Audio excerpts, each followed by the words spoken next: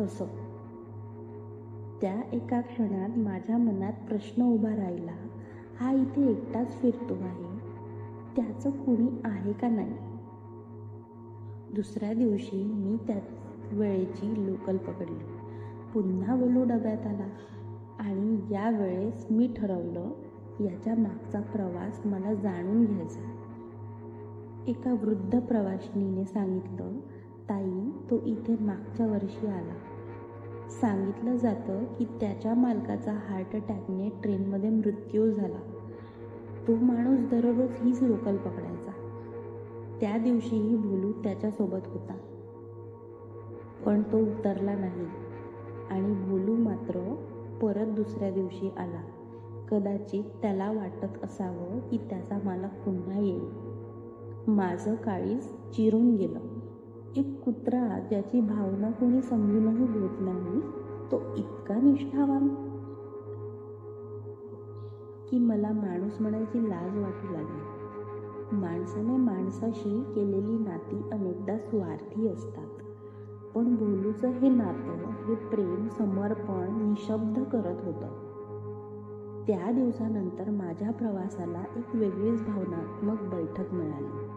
मी भोलूला एक छोटा टॉवेल आणून दिला. तो बसायला. दररोज एक पराठा भोलूच्या नावाचा.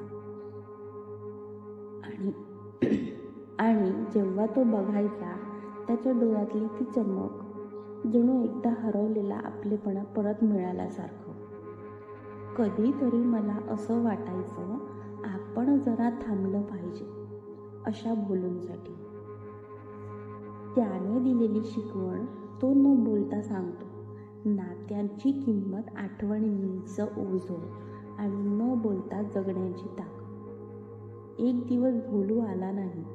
दुसरा दिवस, तिसरा दिवस. माझ्या छातीत एक हुरहुर भरली.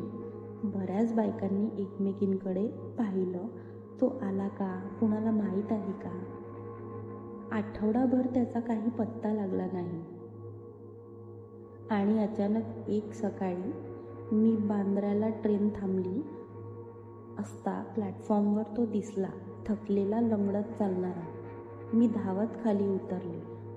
तो मला पाहून क्षणभर थबकला आणि मग त्याच्या शेपटीने आपली ओळख पटवली. त्या दिवशी मी त्याला जवळच्या क्लिनिकमध्ये नेलं. डॉक्टर म्हणाले, वृद्ध झालाय, पण फार काळजी घेतली तर अजून काही वर्ष सुखात जगेल. त्या दिवसापासून भोलू माझ्यासोबत राहतो. घरात एक छोटा गादीचा तुकडा त्याच्या नावाने